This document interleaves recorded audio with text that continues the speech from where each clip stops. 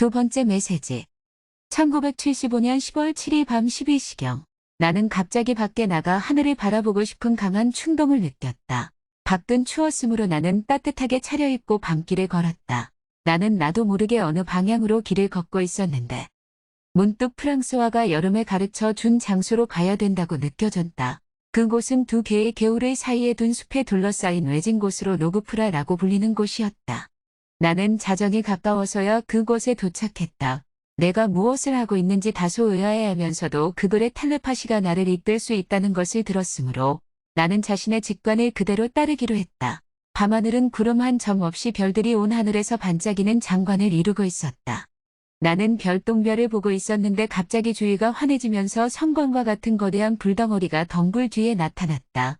무엇을 보게 될 것인가를 나는 거의 확신하고 있었기 때문에 말할 수 없는 기쁨을 느끼면서 불덩어리가 나타난 곳으로 다가갔다. 1973년 12월 6차례에 걸쳐 본 것과 똑같은 우주선이 거기 내 앞에 놓여 있었고 2년 전에 만났던 그 우주인이 다정하게 미소를 띠며 내 쪽으로 걸어왔다.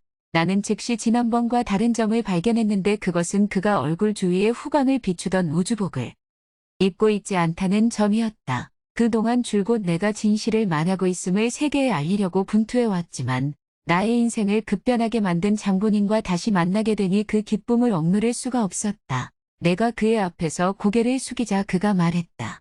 나를 따라오세요. 우리들은 지난 2년 동안 당신과 당신이 한 모든 일에 대해 대단히 만족합니다. 우리들이 당신을 신뢰할 수 있음을 당신이 증명해 주었기 때문에 이제는 다음 단계로 넘어갈 때가 되었습니다. 이 2년간은 사실 테스트를 위한 기간이었습니다.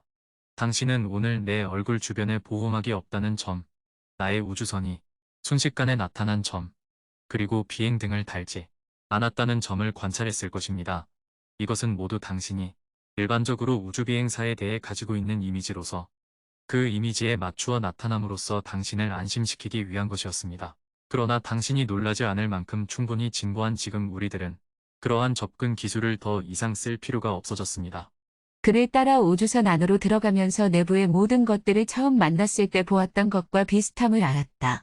벽은 기체의 외부와 같은 금속의 광택을 띠고 있었으며 계기반이나 조종장치, 또 둥근 창은 어디에도 없었다.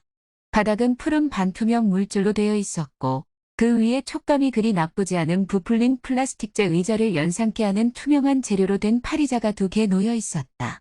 그는 나를 한쪽으로 안대하고 자기는 다른 쪽에 앉은 다음 움직이지 말라고 했다. 그리고 몇 마디 알아들을 수 없는 말을 했는데 나는 기체가 약간 흔들린다고 느꼈다. 그때 갑자기 강렬한 한기를 느꼈는데 마치 전신이 얼음덩어리가 되는 것 같았다. 더 정확히는 수천 개의 얼음 결정이 모든 털구멍으로 들어가 골수에까지 스며드는 듯한 느낌이었다. 그 느낌은 잠깐 동안 아마 몇 초 정도 지속된 듯 싶고 그 후에는 아무것도 느껴지지 않았다. 이윽고 나의 안내자가 일어서면서 말했다. 도착했어요. 따라오세요. 나는 그를 따라서 조그만 계단을 내려갔다. 우주선은 직경 15m, 높이 10m의 금속으로 된 원형의 방 안에 정지해 있었다. 방문이 열리자 나의 안내자는 나에게 들어가서 옷을 모두 벗은 뒤 다음 지시를 기다리라고 말했다. 나는 직경이 4m나 되는 또 다른 완전한 원형의 방으로 들어갔다. 옷을 벗자 눈앞에 있는 방으로 들어가라는 목소리가 들렸다. 그 순간 문이 열리면서 나는 다음 방으로 들어갔는데 그 방은 옷을 벗어둔 방과 비슷했으나 길쭉해서 복도와 닮아 있었다. 복도를 따라 여러 가지 색의 조명이 비쳤으며 나는 그 밑을 차례로 지나갔다. 목소리는 내게 바닥에 그려진 화살표를 따라가면 목욕 준비가 된 방이 나온다고 했다. 그 방에 도착하니 거기엔 정말 움푹 파인 욕조가 있었다. 물은 따뜻했고 향기가 그윽했다. 목소리는 또 내게 용변을 보라고 권했으며 내가 일을 마치자 금속 벽에 붙은 작은 선반 위에 놓인 음료수를 마시라고 했다. 흰색의 액체는 아몬드 향이 나는 맛있는 음료로서 매우 차가웠다. 그런 다음 실크처럼 매우 부드러운 파자마가 제공되었다. 다른 선반 위에 준비되어 있던 이 옷은 흰색으로 입은이 몸에 착 달라붙었다. 이윽고 다른 문이 열리면서 나의 안내자가 그 자리에 서 있었다. 그는 비슷한 모습이나 생김새가 조금 다른 두 사람과 함께 있었으며 그들도 얼굴에 환영의 빛을 띠고 있었다. 나는 그들을 따라 거대한 홀로 들어갔는데 홀 안의 모든 것들이 놀랍기만 했다. 홀은 몇 개의 단차가 있는 바닥으로 되어 있고 직경이 100m 정도나 되어 보였다. 전체가 완전히 투명한 돔으로 덮여 있었는데 너무 투명해서 돔이 있는지조차 첫눈에 알 수 없을 정도였다. 캄캄한 하늘에는 수천 개의 별들이 박혀 있었으나 홀은 자연광과 같은 부드러운 빛으로 대낮처럼 밝았다. 바닥은 모피와 푹신한 카펫이 깔려 있었고 그 색채는 이루 말할 수 없이 아름다웠다.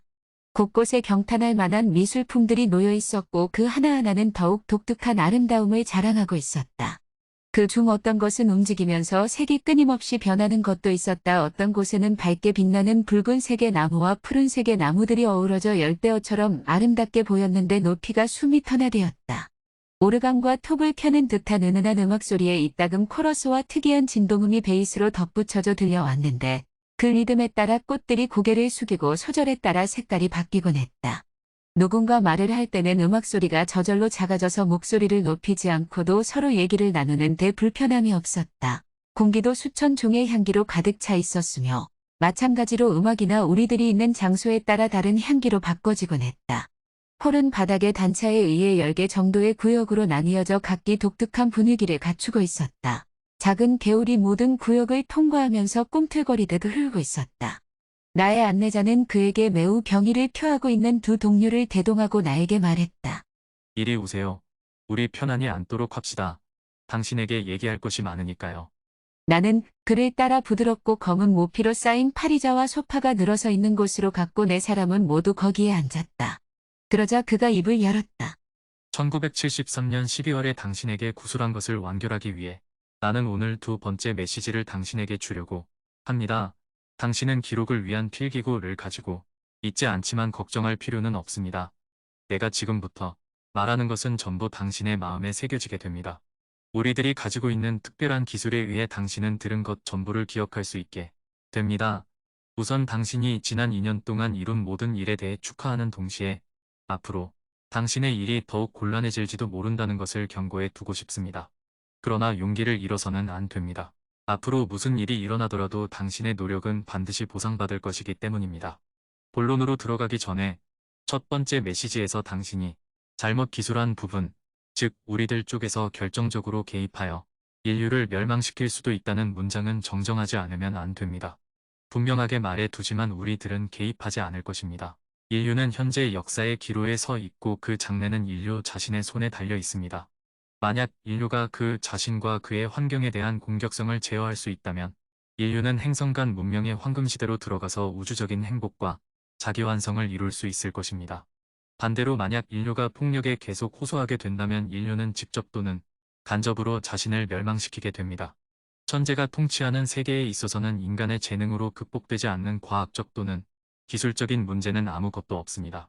한 사람의 천재가 세계에 행복을 가져올 수 있는 것처럼 한 전능한 인간이 세계의 평화를 위협할 수도 있습니다. 천재 정치를 수립하는 일이 빠르면 빠를수록 두뇌의 진화가 늦은 인간들에 의해 야기될 대파국의 가능성도 그만큼 빨리 제거될 수 있을 것입니다.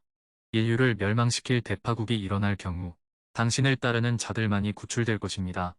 그리고 그들은 위험이 모두 사라진 후 황폐해진 지구에 돌아와 다시 살게 될 것입니다. 이와 같은 일은 이미 노아의 시대에 일어난 적이 있지요.